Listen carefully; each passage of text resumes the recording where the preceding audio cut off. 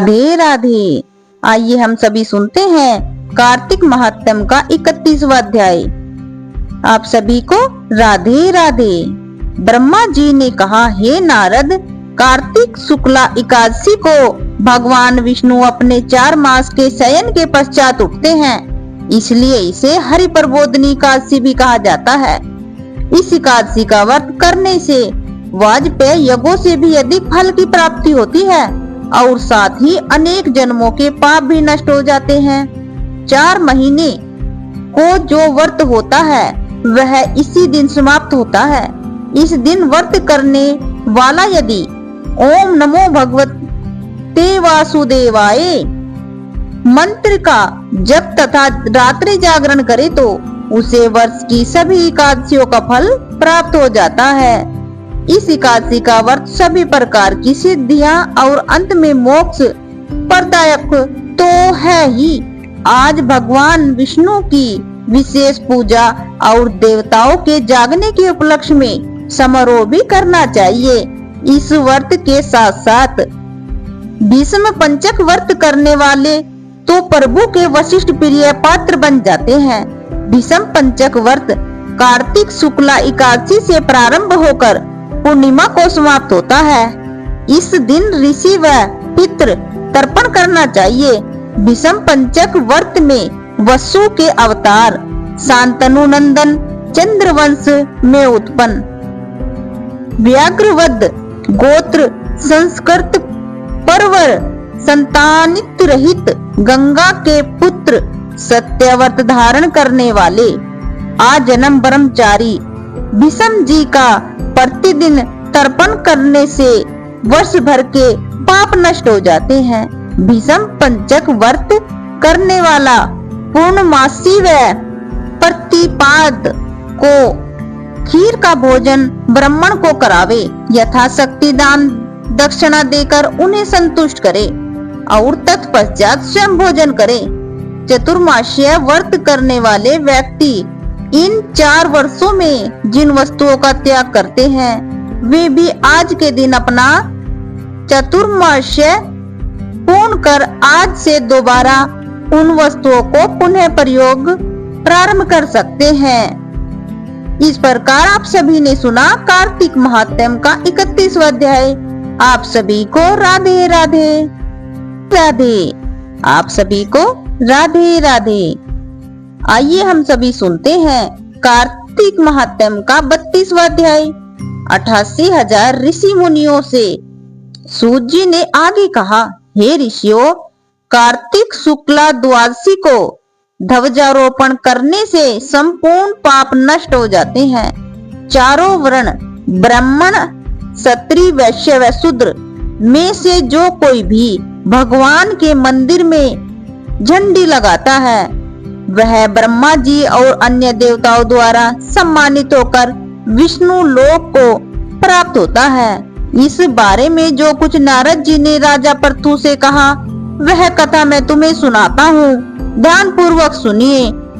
देव ऋषि नारद जी ने कहा, हे राजन, इस संबंध में एक अत्यंत प्राचीन इतिहास सुनो।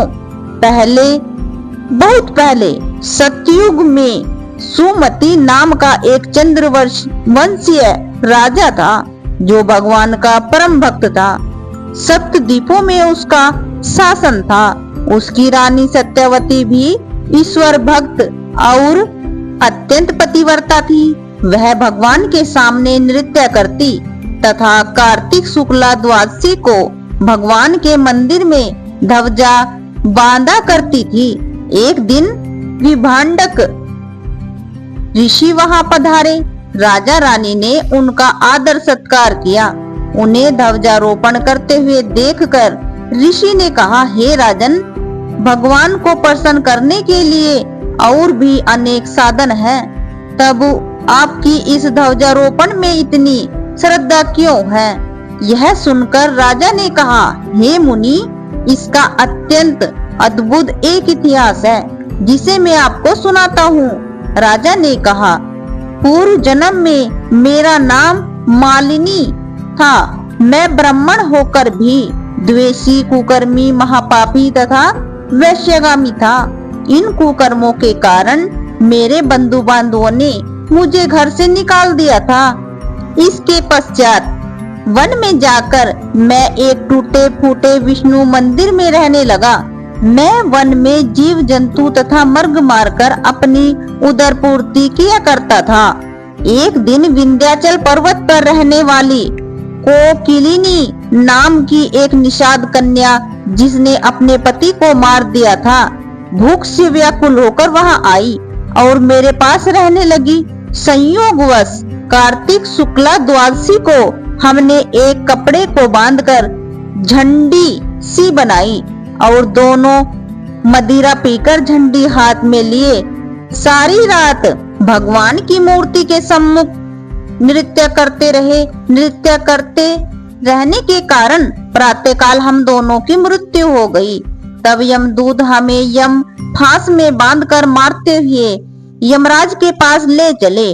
उसी समय भगवान विष्णु के दूत विमान लेकर वहां पर आ गए और यमदूतों को धिक्कारते हुए बोले कि तुम सिर्फ पापियों को यमपुरी में ले जा सकते हो, धर्मात्मा को नहीं।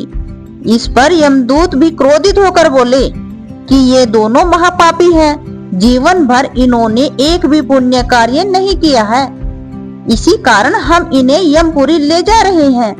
तब विष्णु पार्षदों ने कहा कि यह अत्यंत खेद की बात है कि तुम्हें धर्म अधर्म का तनिक भी ज्ञान नहीं है। यह ठीक है कि जीवन भर ये पाप कर्मों में लिप्त रहे हैं, परंतु कार्तिक शुक्ला द्वादशी को इन्होंने भगवान के मंदिर में ध्वजारोपण तथा नृत्य और गायन किया है। इससे इनके संपूर्ण पाप नष्ट हो गए हैं। अतएव ये विष्णु लोक जाने के अधिकारी हैं, भले ही इन्होंने अनजाने में यह सब कार्य किए हैं। इसके पश्चात विष्णु पार्षद हमें विमान में बिठाकर विष्णु लोक में ले गए।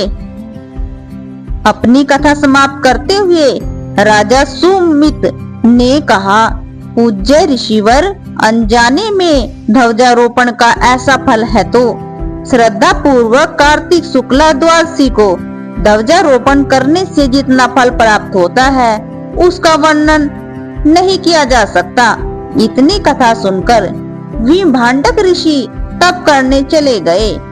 इस प्रकार आप सभी ने कार्तिक महात्म्य का 32वां अध्याय सुना। आप सभी को राधे राधे।